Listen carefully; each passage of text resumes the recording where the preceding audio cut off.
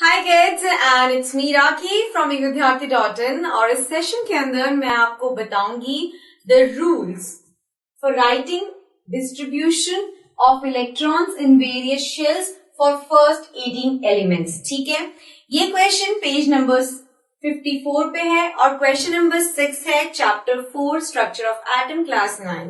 तो देखते हैं what is the solution for this question. क्या बताना है मुझको? Rules for writing of distribution of electrons in various shells for the first 18 elements।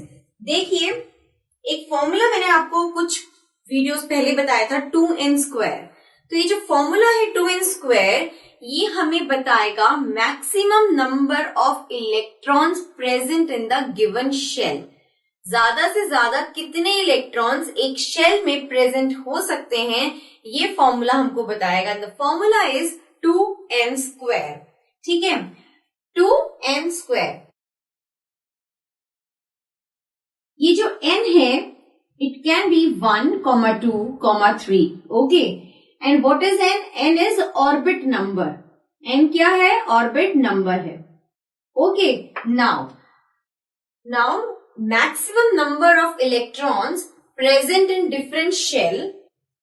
First क्या है? Maximum number of electrons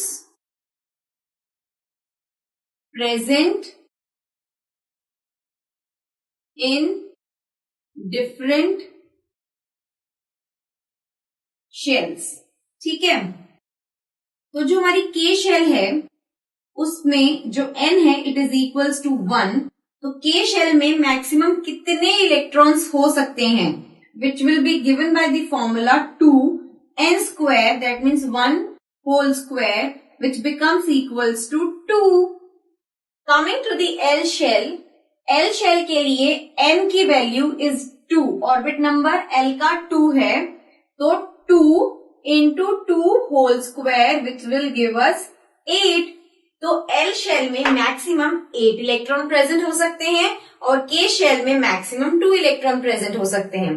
Coming to M shell, for M, n is equals to 3। ठीक है, तो it is equals to 2 into 3 whole square which becomes equals to 18। तो M shell के अंदर maximum number of electron का जो presence होना चाहिए वो 18 होना चाहिए। Coming to the next one, N shell। N shell के लिए ऑर्बिट नंबर की वैल्यू है 4, तो it is equals to 2 into 4 whole square which is equals to 32।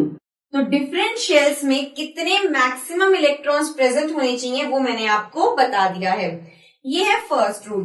Second rule क्या होगा कि जो इलेक्ट्रॉन प्रेजेंट होते हैं, the electrons present in the shell, the electron present in the shell, and I should say maximum number of electrons present in the outermost shell। ये एक हमारा atom में ड्रॉ कर रही हूं।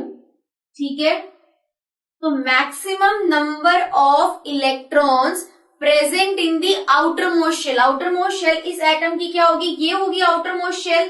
This will be the outermost shell. ये वाली outermost shell होगी कौन सी? ये वाली आउटरमोस्ट शेल होगी। तो maximum number of electrons present in the outermost shell should be 8। 8 electron से ज्यादा इलेक्ट्रॉन्स प्रेजेंट नहीं हो सकते आउटरमोस्ट शेल के अंदर। ठीक है, तो सेकेंड रूल क्या कहता है? Maximum number of electrons present in outermost shell कहिए या ऑर्बिट कहिए इज 8, और मैं लिख सकती हूँ should be 8। The third rule क्या है कि इलेक्ट्रॉन्स जो होते हैं they would not accommodate in the given shell. हमारे पास सपोज कीजिए 18 इलेक्ट्रॉन्स है या सपोज कीजिए 32 इलेक्ट्रॉन्स है, तो ये 32 इलेक्ट्रॉन्स किस शेल के लिए हैं?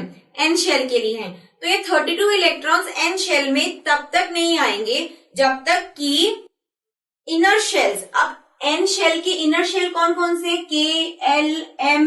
तो एन शेल के अंदर वाले शेल्स कौन से हैं? K shell, L shell and M shell.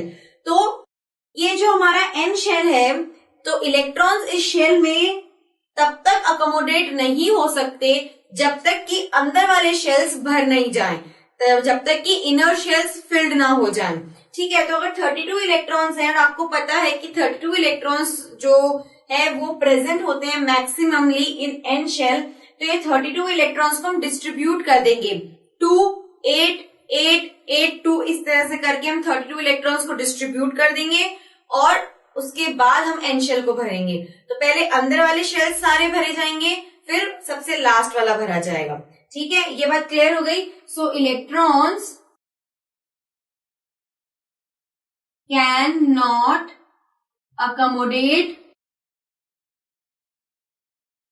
In given shell. Given shell मतलब जो शेल, जैसे 32 इलेक्ट्रॉन्स के लिए एन शेल गिवन है, ठीक है ना, तो electrons cannot accommodate in given shell unless inner shells are filled first। तो कहने का मतलब क्या है, स्टेप बाय स्टेप इलेक्ट्रॉन्स की फिलिंग होएगी। 32 इलेक्ट्रॉन्स है तो के शेल में कितने इलेक्ट्रॉन्स आ सकते हैं 2, एल शेल में कितने आ सकते हैं 8, फिर एम शेल में कितने आ सकते हैं मैक्सिमम 18, फिर एन में 32।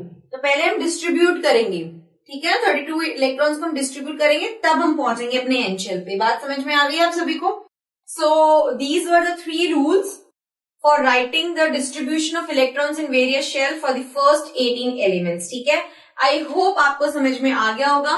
वेल, आगे फर्दर क्वेश्चंस में इसके रिगार्डिंग इसकी एप्लीकेशंस हैं तो आपको बहुत अच्छे से और क्लियर हो जाएगा। एंड अगर आपको कोई डाउट हो किसी भी पॉइंट में, देन प्लीज अपने डाउट्स नीचे दिए हुए कमेंट बॉक्स में जरूर बताइएगा, मैं आपको आंसर जरूर करूंगी। So it's the time to say good bye now.